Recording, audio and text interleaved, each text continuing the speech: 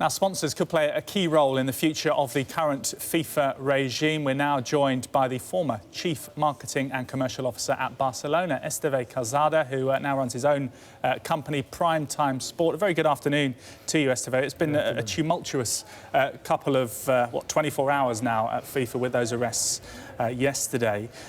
Just in general terms, how difficult have these events of the past 24 hours been for FIFA, do you feel? Obviously, it's been very, very difficult, but if we talk specifically about sponsors, I would rather say that this is not so much linked to the sort of day-to-day politics activity and you know, the politics agenda and all the events that are happening. So if I were the CMO at FIFA, obviously I would not be happy, I would be really concerned. But on the other side, I would not take any decision in hot, because we're talking multi-year agreements that should not be changed on the basis of these cases, because at the end of the day, you're giving many other things to your sponsors.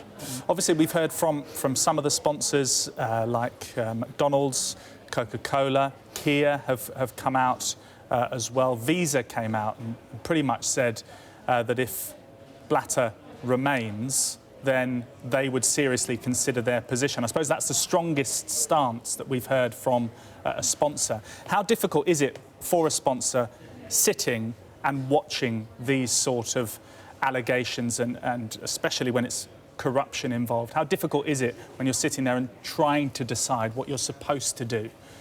Yeah, I think it depends on how long your contract runs for. I mean, it's not the same that this happens in the middle of a negotiation, because at the end of the day, we need to keep in mind that these brands try to engage with consumers, and consumers engage to football games, engage to national teams, engage to amazing show in the World Cup. So many of them will not even realize if McDonald's is a FIFA sponsor. They will just see the LED in the stadium, right? So considering this, I think that it's not easy for these people. Actually, you can even take it in a very opportunistic way. Like, listen, I mean, I'll try to put clauses in because I don't want to go through this in the future. But if your contract is still running, I think you have to stay calm, because at the end of the day, what counts is that there are matches with huge audience globally where your brand is in, and not necessarily that consumers will realize that you are attached to FIFA brand or something like that, right? So it's interesting what you say. Obviously, then, if you have a World Cup, if it stays in Russia, for example, the next World Cup in 2018, if tickets were made available, probably fans would still buy tickets. They'd still go to games.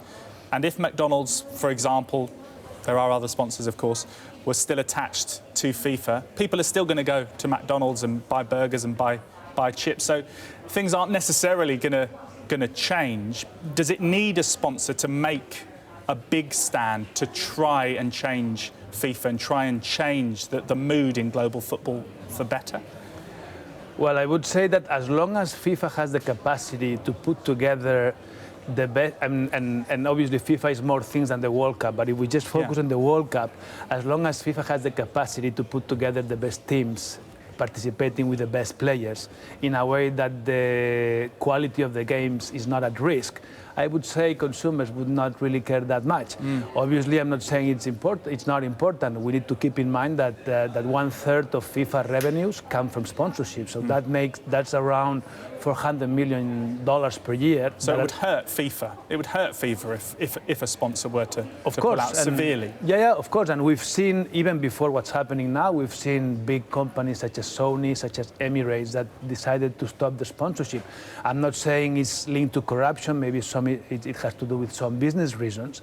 But obviously, you cannot ignore these things, and you have to take them very seriously. But at the end of the day, I would tend to think that, again, when we talk about a brand that's trying to communicate to consumers, as long as the audiences do not fail, your brand is going to be in the stadium and it's going to get a return in advertisement. And just a word about your time at Barcelona. 3 years after you left, they signed a sponsorship deal with Qatar. They've obviously faced negative headlines in the build-up to the 2022 World Cup for various different reasons. Does that come into a club's thinking on who they want to go with from a club perspective rather than FIFA? Obviously, I'm not part of the club anymore, but as far as I know, what's happening now, actually, there's an election this summer that will decide the president and the board for the next 6 years.